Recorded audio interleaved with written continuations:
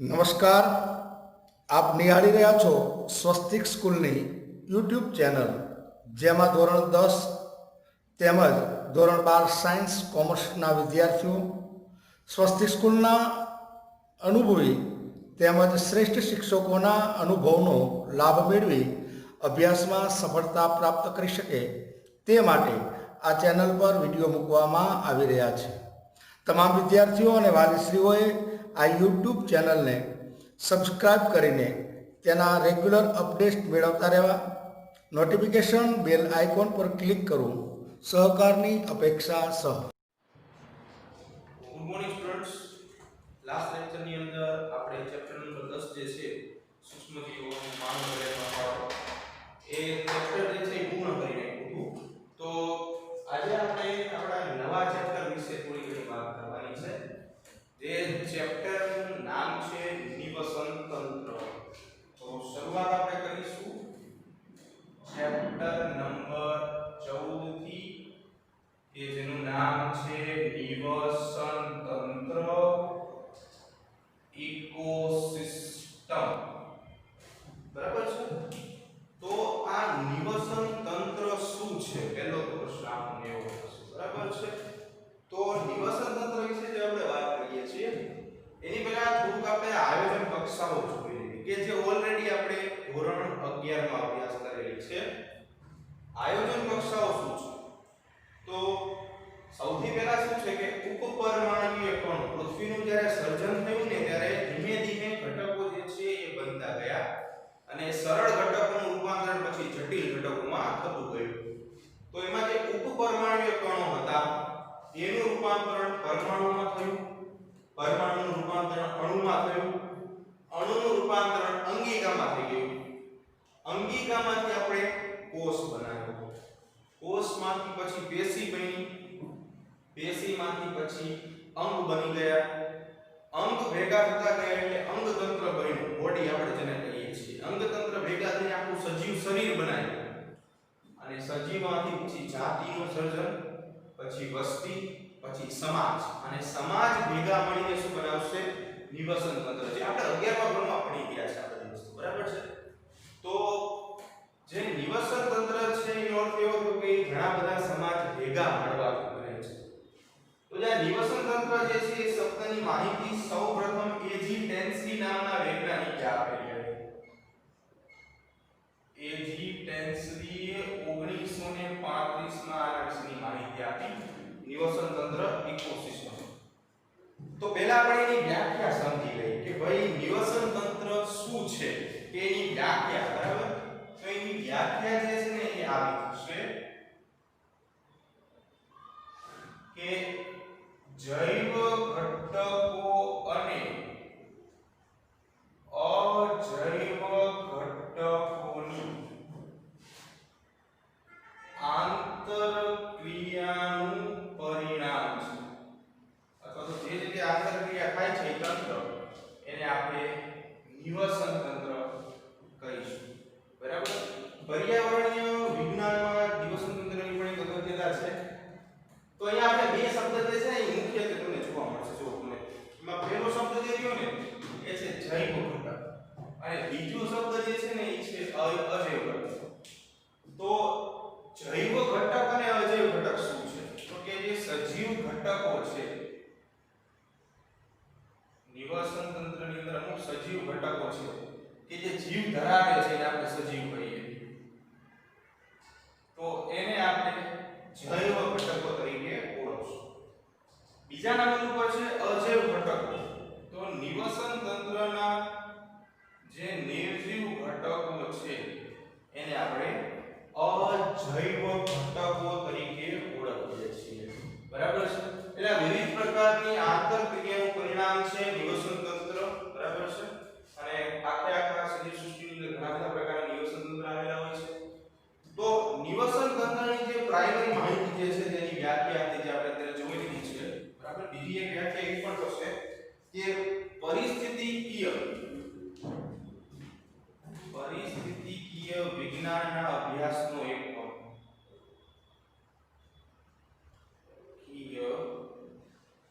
વિજ્ઞાનના અભ્યાસનો એક એકમ છે એને આપણે નિવસન તંત્ર તરીકે વ્યાખ્યાયિત કરીશું. તો આવા નવી નિવસન તંત્રની કેટલીક સામાન્ય માહિતીઓ છે, બરાબર છે. એટલે નિવસન તંત્ર જૈવ અને અજૈવ ઘટકો વચ્ચેની આંતરક્રિયા જે છે એનું પરિણામ છે અથવા આખું તંત્ર છે. તો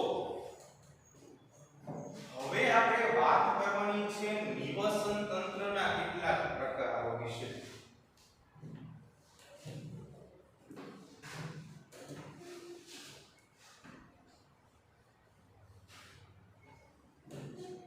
જો ધ્યાન આપશો આપણે અહીંયા તો ટોપિક આવો બની શકે કે નિવસન તંત્રનું વર્ગીકરણ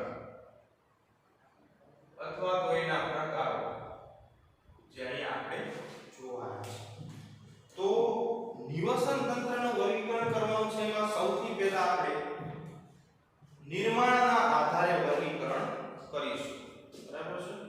તો પહેલું વર્ગીકરણ જે છે એ કુદરતી અને કૃત્રિમનું છે. એટલે આપણે નિવસન તંત્ર જે છે એને બે ભાગમાં વિભાજિત કરીશું. એમાં પહેલા નંબર ઉપર આપણે વાત કરીશું કુદરતી નિવસન તંત્ર અને બીજા નંબર ઉપર આપણે વાત કરીશું કૃત્રિમ નિવસન તંત્ર. તો પહેલું જે આપણે વાત કરી બે ભાગ પાડી દીધા છે કુદરતી અને કૃત્રિમ નિવસન તંત્ર. તો સૌથી પહેલા કુદરતી નિવસન તંત્ર શું છે? તો એની વ્યાખ્યા આપણે એવી રીતે આપી શકાય કે જે નિવસન તંત્રનું સર્જન કુદરત દ્વારા થયેલું છે, કુદરત દ્વારા થયેલ હોય તો આવા નિવસન તંત્રને કુદરતી નિવસન તંત્ર કહેવાય. જે નિવસન તંત્રનું સર્જન અથવા નિર્માણ જે છે એ કુદરત દ્વારા થયેલું હોય તેને આપણે કુદરતી નિવસન તંત્ર કહીશું. તો એના ઉદાહરણની વાત કરી લઈએ તો નદીઓ, દરિયાઓ, રણ ભૂમિ, આ બધી વસ્તુઓ જે છે જે હંમેશા કુદરત દ્વારા સર્જન પામે. આના સિવાય જંગલ, આ બધું કુદરતી નિવસન તંત્રમાં આવશે, કુદરત દ્વારા સર્જાયેલું છે. બીજો પ્રકાર તો એ છે કૃત્રિમ નિવસન તંત્ર. કૃત્રિમ નિવસન તંત્રમાં શું થશે તો કે આની કરતા ઊંધી વ્યાખ્યા આપણે લખી નાખીએ એટલે જે નિવસન તંત્ર નું સર્જન માનવ દ્વારા, એટલે આપણે એમ કહીએ છીએ માનવ સર્જિત થયેલું હોય તો આવા નિવસન તંત્રને આપણે કૃત્રિમ નિવસન તંત્ર કે માનવ સર્જિત નિવસન તંત્ર તરીકે ઓળખીએ છીએ. તો એના ઉદાહરણની વાત કરીએ તો માછલી ઘર, બરાબર છે. આના સિવાય તળાવો, શાળાઓ, આ બધું જે છે એ માનવ દ્વારા સર્જન પામેલું છે. એટલે એને આપણે કહીશું કૃત્રિમ અથવા તો માનવ સર્જિત નિવસન તંત્ર, બરાબર છે. તો આ બે પ્રકાર આપણે જોયા હતા. હવે આપણે બીજા બે પ્રકાર જોવાના છે નિવસન તંત્રના. તો બીજા બે પ્રકારોની અંદર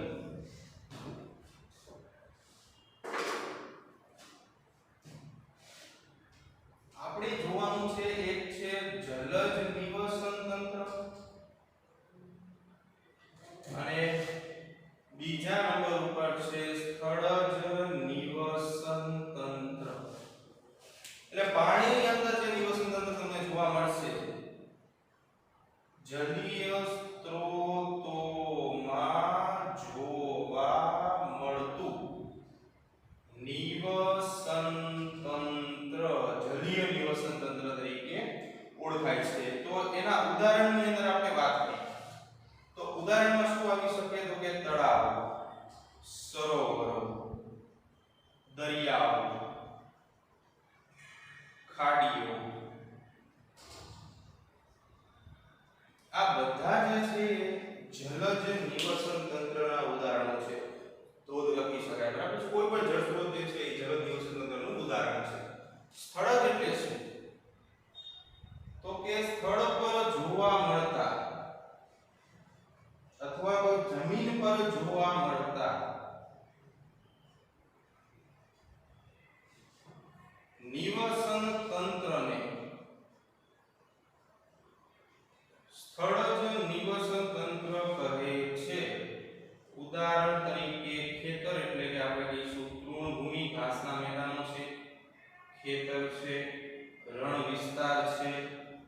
જંગલ છે, બરાબર.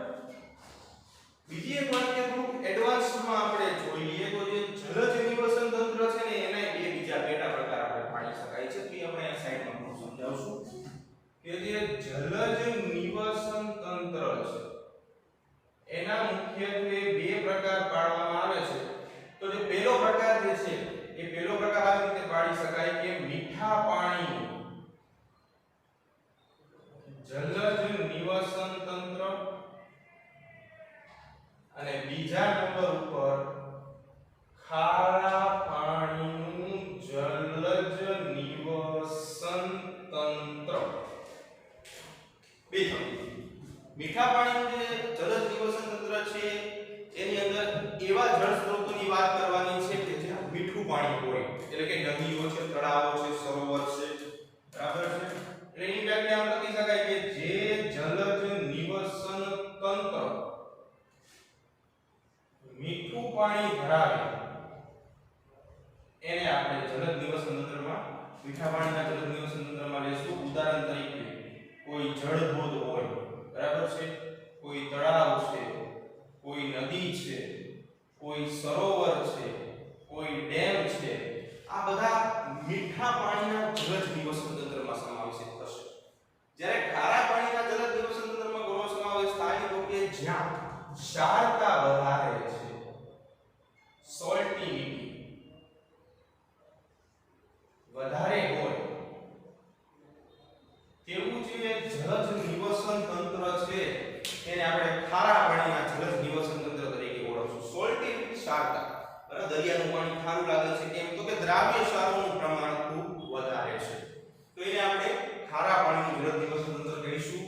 તો એના ઉદાહરણની અંદર આપણે વાત કરી લઈએ તો એની અંદર મોટા ભાગે આપણે, બરાબર છે, દરિયાઓ અને કેટલીક ખાડીઓ જે છે એનો સમાવેશ થશે. તો આ વાત કરી આપણે નિવસન તંત્રના અલગ અલગ પ્રકારો પાડેલા છે એના વિશે, બરાબર છે. ઓકે, તો નેક્સ્ટ ટોપિક પર વાત કરીએ. હવે નિવસન તંત્રના ઘટકો જોઈએ, બરાબર. અત્યાર સુધી આપણે નિવસન તંત્રના પ્રકારો જોયા. હવે નિવસન તંત્રના ઘટકો. તો નિવસન તંત્રના ઘટકો વિશે વાત કરવાની છે. તો તમે આગળ આપણે વ્યાખ્યા આપી કે નિવસન તંત્ર જે છે એ મુખ્યત્વે જૈવ અને અજૈવ એવા બંને ઘટકોનો સમન્વય છે, એટલે બંને ઘટકોથી બને છે. એટલે એની વ્યાખ્યા આપણે આમ લખી શકાય કે જૈવ અને અજૈવ ઘટકોની આંતરક્રિયાથી નિવસન તંત્ર જે છે એ સર્જાય છે. નિવસન તંત્ર સર્જાય છે. તો નિવસન તંત્રના મુખ્ય કેટલા ઘટકો બને? બે ઘટકો બને. કયા કયા ઘટકો બનશે? તો એની અંદર પહેલું ઘટક બનશે એને આપણે નામ આપશું અજૈવ ઘટકો, અને અહીંયા નામ આપશું આપણે જૈવ ઘટકો.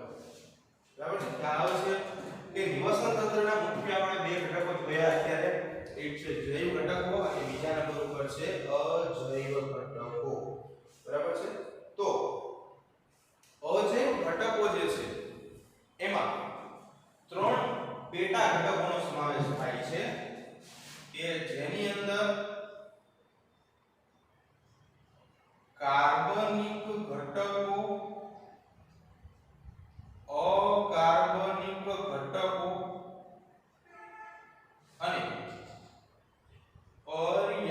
પર્યાવરણીય કારકોનો સમાવેશ થાય છે. ત્રણ ઘટકોને આપણે સમાવેશિત કરેલા છે અજૈવિક ઘટકોમાં, બરાબર છે, જેમાં એક છે કાર્બનિક, બીજા નંબર ઉપર છે અકાર્બનિક અને ત્રીજા નંબર ઉપર છે પર્યાવરણીય કારકો. તો જે કાર્બનિક ઘટકો છે એને આપણે ઓર્ગેનિક તરીકે ઓળખીએ છીએ. ઓર્ગેનિક મેટર્સ આ બધા જે છે એ છે ઇનઓર્ગેનિક, બરાબર છે. તો જે અકાર્બનિક ઘટકો છે એની અંદર પણ બીજા પેટા પ્રકારો આપણે પાડીએ છીએ, જેમાં લઘુ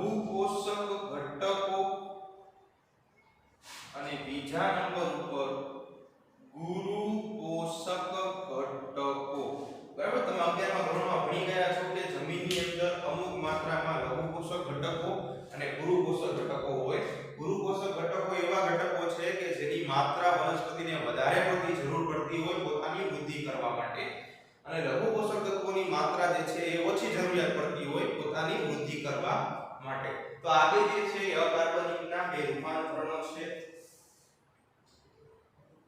બીજું કે પર્યાવરણીય જે છે એના પણ બે પ્રકારો પડે છે, એક છે આબોહવાકીય અને બીજું છે ભૌમિતિક. તો એના બે પ્રકારો આપણે અહીંયા જોઈએ. આબોહવાકીય અને બીજા નંબર ઉપર ભૌમિતિક. બરાબર છે?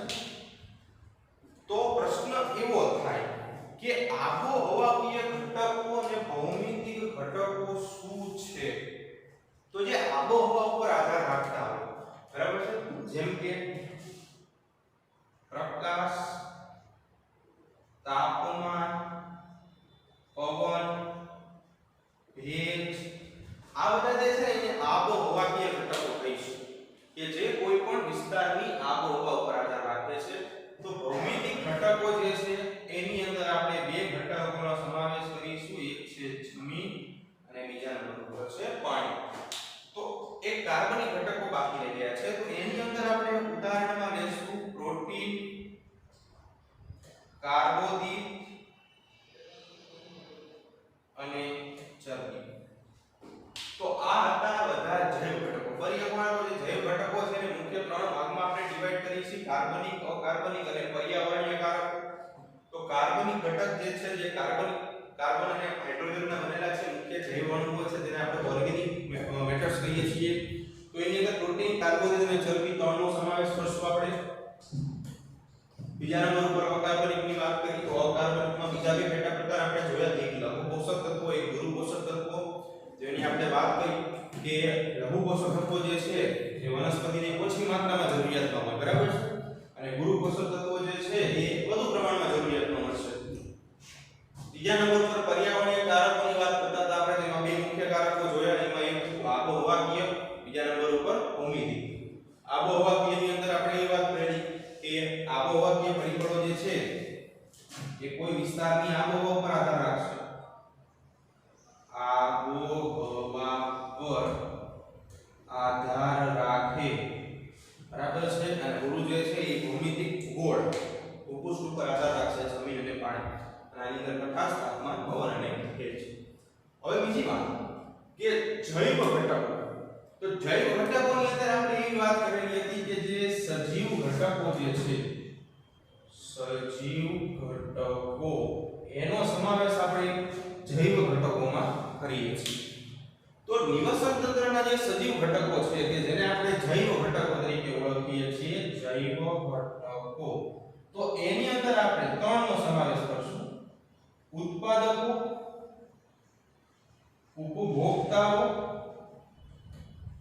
અને વિઘટકો. બરાબર, આ ત્રણ શબ્દ જે છે આપણે આગળ સમજવાના છે ને માત્ર તે યાદ રાખશું આપણે. ઉત્પાદકો, ઉપભોક્તાઓ અને વિઘટકો. બરાબર છે? તો આ વાત કરી આપણે આખો ટોપિક નિવસન તંત્રના ઘટકો. બરાબર છે? હવે આપણે આગળ વાત કરવાની છે એક વ્યાખ્યા છે નાની, એ સમજી લઈએ આપણે. વ્યાખ્યા છે સ્તરીકરણની. તો સ્તરીકરણ શું છે સમજો. બરાબર છે? બહુ નાની વ્યાખ્યા છે, આપણે ટૂંકમાં સમજી લઈશું, આગળનો મોટો ટોપિક શરૂ કરશું. તો શબ્દ જે છે ને એ છે સ્તરીકરણ. હવે કોઈ પણ નિવસન તંત્ર આપણે ધારી લઈએ. ઉદાહરણ તરીકે હું અહીંયા ધારી લઉં છું જંગલનું નિવસન તંત્ર. ચાલો, મેં જંગલનું નિવસન તંત્ર ધારી લીધું છે. તો જંગલના નિવસન તંત્રની અંદર ઘણા બધા ઘટકો હશે. એની અંદર આપણે એવું વિચારી વનસ્પતિઓ જે છે એને આપણે ધારી લઈશું. તો વનસ્પતિઓની કેટલી પ્રજાતિઓ આપણને મળશે? તો કે ઘણી બધી. તો આપણે એક કામ કરીએ, એ બધી પ્રજાતિઓ પર નથી જવું, એટલે આપણે એવું વિચારીએ કે એમાં અમુક છોડ હોય, અમુક શુક હોય, અમુક વૃક્ષ હોય. આ ત્રણ લીધા છે, બરાબર? બાકી ઘણા વેરા લઈ શકાય, બરાબર છે? આ ત્રણ જે છે એની અંદર શું થાય તો કે જંગલની અંદર દરેકની સંખ્યામાં ફેરફાર હોય. ફોર એક્ઝામ્પલ કે શુકની સંખ્યા જે છે, છોડની સંખ્યા કદાચ વધારે હોય, આપણે ધારીએ કે આ જંગલ માટે છોડની સંખ્યા વધુ છે શુક કરતા, અને વૃક્ષની સંખ્યા સૌથી ઓછી છે આવું છે તો દરેકના સ્તર બને ઉદાહરણ તરીકે છોડનો એક સ્તર બને સૂકનું એક સ્તર બને વૃક્ષનું એક સ્તર બને તો જે અલગ અલગ સ્તર બન્યા છે એને આપણે કહીશું સ્તરીકરણની ક્રિયા કે જે આપણે પિરામિડ બનાવવા માટે ખાસ ઉપયોગમાં લેવાની છે બરાબર છે ઓકે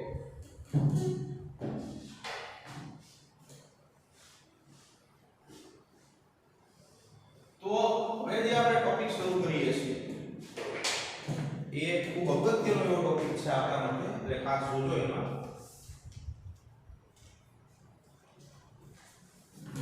અમુક શબ્દો સમજવાના છે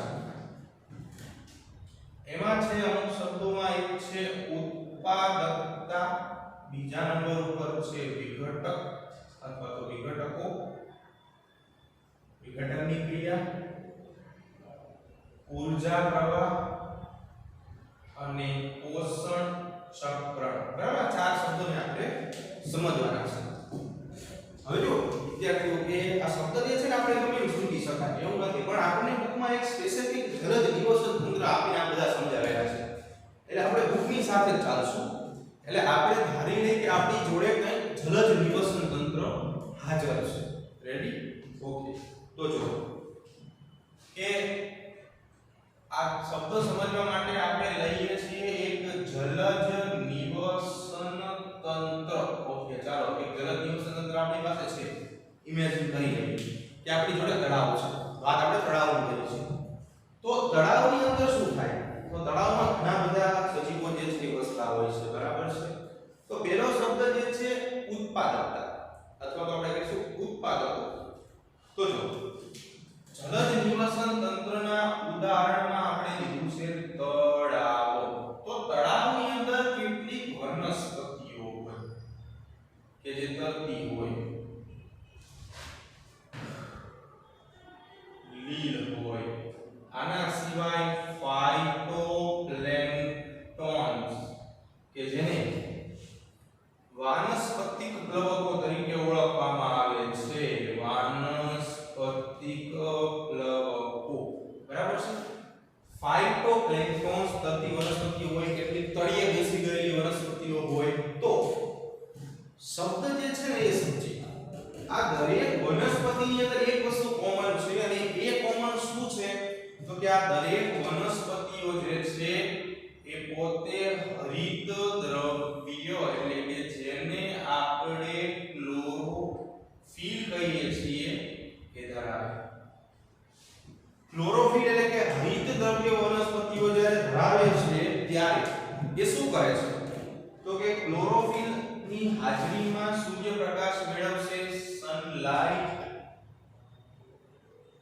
એટલે સૂર્યપ્રકાશ મેળવીને શું કરે છે તો કે પ્રકાશ સંશ્લેષણની ક્રિયા કરશે પ્રકાશ સંશ્લેષણ એટલે કે ફોટો સિન્થેસિસ ની પ્રોસેસ કરે છે એટલે કે 6CO2 12 H2O gives C6H12O6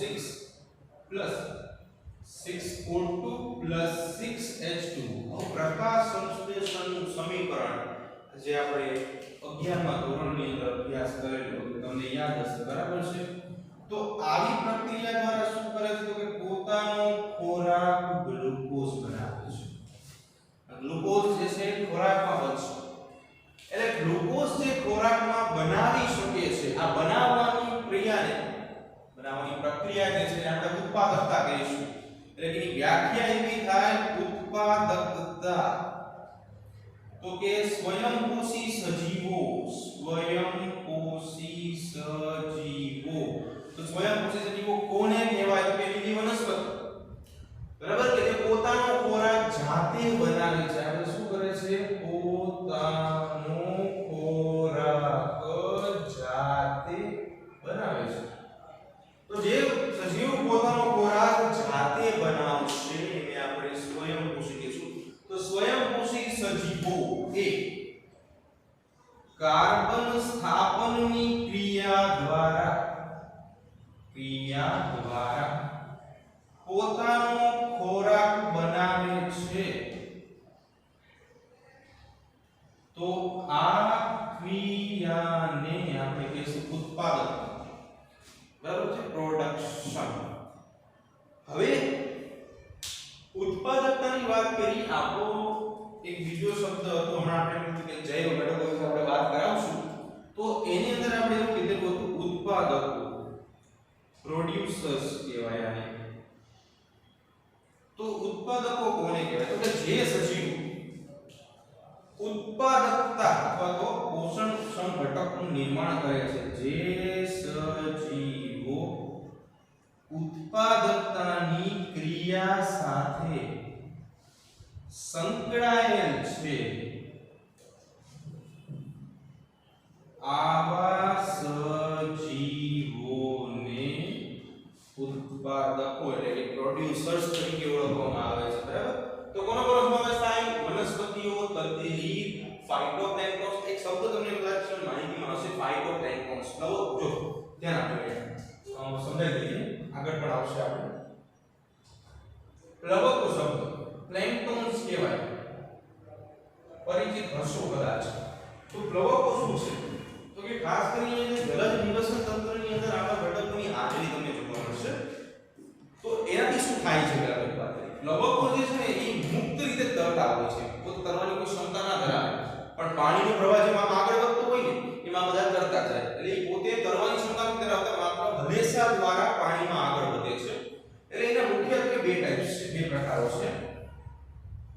તો એના બે પ્રકારોની અંદર એક જે છે એને આપણે કહીશું ફાઇટોપ્લેન્ક્ટન્સ અને બીજાને આપણે કહીશું ઝૂપ્લેન્ક્ટન્સ. ફાઇટોપ્લેન્ક્ટન્સ ને ગુજરાતીમાં કહીશું આપણે વનસ્પતિ પ્લવકો અને આને કહીશું આપણે પ્રાણી પ્લવકો. તો વનસ્પતિ પ્લવકો જે છે એ ખોરાક બનાવવાની ક્ષમતા ધરાવે છે અને આ જે છે પોષણ માટે વનસ્પતિ પ્લવકો પર આધાર રાખશે. તો આવી રીતે આપણે પહેલી વ્યાખ્યા ઉત્પાદકતા જે છે એને સમજ્યા કે તરતી વનસ્પતિઓ હોય ખોરાક જાતે બનાવે.